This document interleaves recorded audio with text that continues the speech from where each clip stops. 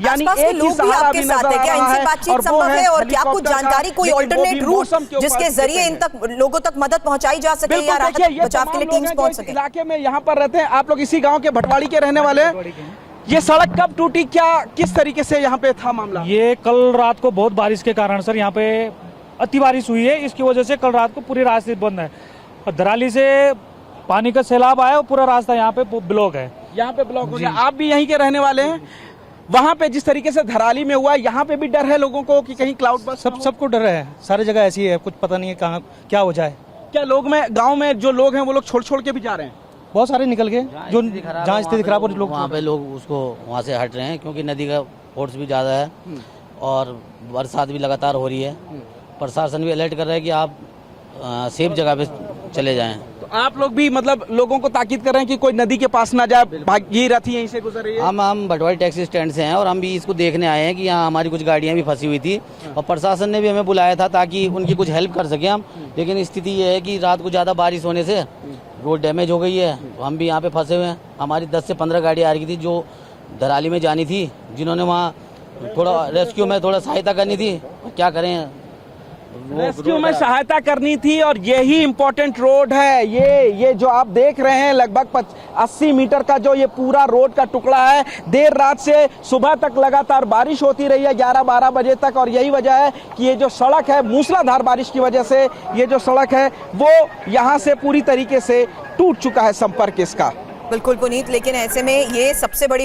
सबसे इंपॉर्टेंट बात है कि मौसम के इसी रुख को देखते हुए किस तरीके से हेलीकॉप्टर्स के जरिए भी मदद पहुंचाने की आगे कोशिश की जाएगी, क्योंकि सड़क से संपर्क पूरी तरीके से कट जाने की वजह से भी जाहिर सी बात है एम्बुलेंसेस के साथ साथ जेसीबी मशीन्स या तमाम लोगों के जरिए जिस तरीके से मदद पहुंचाने के प्रयास हो रहे थे उसमें रुकावट आ चुकी है। लेकिन इस बीच पुनीत खबर ये भी और तस्वीरें भी हमने देखी कि किस तरीके से आपदा में से बचे कई परिवार के लोगों के साथ सीएम धामी की मुलाकात भी हुई है और उनकी तरफ से भी इस वक्त ये कोशिश की जा रही है कि जल्द से जल्द हेलीकॉप्टर्स के जरिए ही कुछ टीम्स वहां पहुंच सके,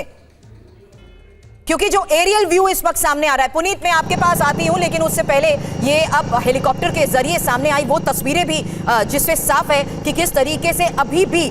कई किलोमीटर का ये पूरा रास्ता है, ये पूरा उसी फ्लड से इफेक्टेड एरिया है, वो पूरा रूट है जिसमें आपको साफ तौर पर नजर आ रहा होगा कि इस वक्त पानी तो नहीं है लेकिन मलबा कीचड़ पूरी तरीके से इसे जमींदोज कर चुका है, सभी घर इसमें जमींदोज हो चुके हैं। ऐसे में रेस्क्यू के काम में जिस तरीके से इस वक्त सेना, आईटीबीपी, एनडीआरएफ और एसडीआरएफ की टीमें जुटी हुई हैं, फिलहाल हवाई सर्वे करते हुए इस वक्त आपको नजर आ रहे हैं सीएम धामी, जिन्होंने अभी फिलहाल ग्राउंड पर हेलीकॉप्टर से उतरने के बाद भी हालात का जायजा लेते हुए ये समझने की कोशिश की कि आखिर कितनी मुश्किल और कितनी चुनौती अभी भी इस फ्लड इफेक्टेड एरिया तक पहुंचने में बनी हुई है। क्योंकि एक तस्वीर हमने आपको वो भी दिखाई जहां वो पुल पूरी तरीके से क्षतिग्रस्त हो चुका है, वहां तक भी चलकर कुछ यहां पर किस तरीके से राहत कर्मी पहुंचे हैं ये देखिए, वही तस्वीर भी हम आपको दिखा रहे हैं। ऐसे में मलबे में जिस तरीके से सब कुछ तहस नहस हो चुका है, जाहिर सी बात है बड़ी बड़ी मशीन्स और गाड़ियों के जरिए इस जगह तक नहीं पहुंचा जा सकता है। यही वजह है कि इस वक्त बारिश जो पिछले 1 घंटे से रुकी हुई है, ऐसे में हेलीकॉप्टर के जरिए हालात का जायजा भी लिया जा रहा है और कोशिश भी ऐसे में यही होती है कि कैसे हेलीकॉप्टर्स के जरिए कुछ और टीम्स को भी यहां तक पहुंचाया जा सके। 2 तस्वीरें अब इंफॉर्मेशन वॉल पर आपको दिखाती हूं जहां हेलीकॉप्टर में खुद सवार सीएम इस वक्त हालात का किस तरीके से जायजा ले रहे हैं। उन्हीं की इस तस्वीर के जरिए यह पता लग पा रहा है कि ग्राउंड रियलिटी इस वक्त है क्या। पूरी तरीके से इफेक्टेड इस एरिया में ये वो इमारत जहां पर देखिए किस तरीके से पूरी तरह कीचड़ में जमींदोज हो चुकी है, समा चुकी है। ऐसे में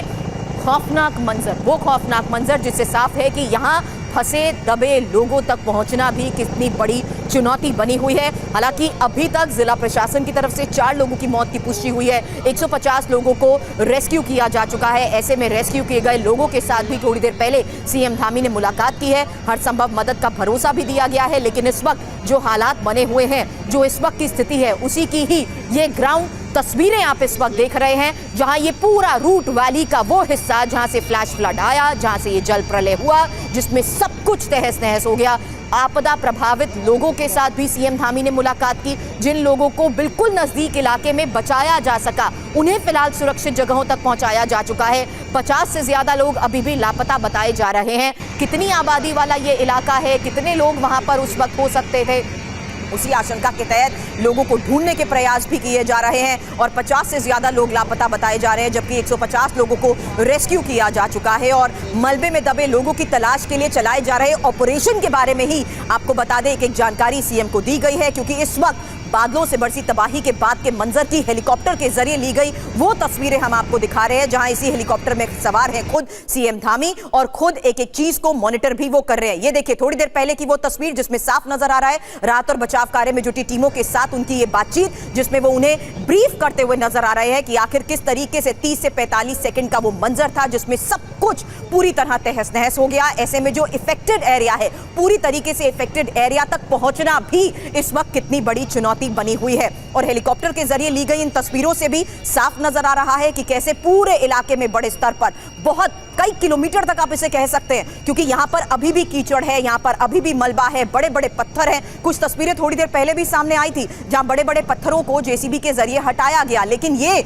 जो बिल्कुल एग्जैक्टली इफेक्टेड एरिया है, यहां तक अभी बड़ी बड़ी मशीनें भी नहीं पहुंच सकती हैं। ऐसे में राहत और बचाव कार्य में जुटे जितनी भी टीम्स हैं वो यहां तक पहुंचने का जो प्रयास कर रही हैं, उसकी एक तस्वीर थोड़ी देर पहले हमने आपको दिखाई। जो टूटा हुआ पुल था वहां तक ये राहत कर्मी पहुंचने में कामयाब रहे हैं। हालांकि जितने लोगों को अभी तक रेस्क्यू किया गया है संख्या 150 बताई जा रही है। मलबे में दबे लोगों की तलाश इस वक्त किस तरीके से की जा रही है, इसके बारे में भी जाहिर सी बात है सीएम की तरफ से बताया गया। 350 से ज्यादा लोगों की टीम किस तरीके से रेस्क्यू में जुटी हुई है, रेस्क्यू के काम में क्या दिक्कतें आ रही है, मौसम किस तरीके से अड़चन बना रहा, क्योंकि पिछले 24 घंटे में लगातार हुई बारिश की वजह से जाहिर सी बात है ये माना जा रहा था कि दिक्कतें हो सकती हैं। ऐसे में मलबा और कीचड़ जिस तरीके से अभी भी यहां पर साफ नजर आ रहा है, जाहिर सी बात है मशीनों के जरिए यहां तक पहुंचना असंभव है। और इस बीच राहत और बचाव के काम में 350 से ज्यादा लोगों की टीम जिस तरीके से जुटी हुई है वो भी ग्राउंड तक यानी उस जगह तक हर्षिल में पहुंचने की कोशिश कर रहे हैं जहां कुदरत का कहर उत्तराखंड में, ये देखिए इसी तस्वीर का मैं जिक्र कर रही हूं, जहां देखिए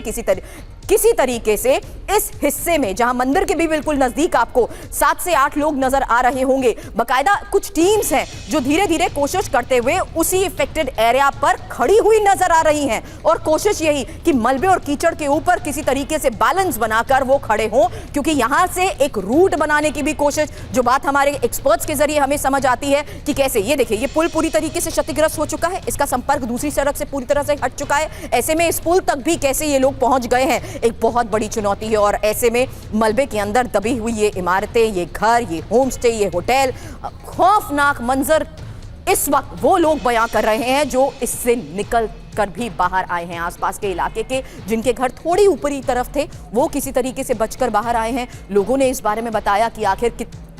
उस वक्त 30 से 40 सेकंड का वो मंजर क्या था, किस तरीके से अचानक से आए इसी फ्लैश फ्लड में, इसी जल प्रलय में सब कुछ तहस नहस हो गया और किसी तरीके से कुछ लोग अपनी जान बचाने में कामयाब भी रहे।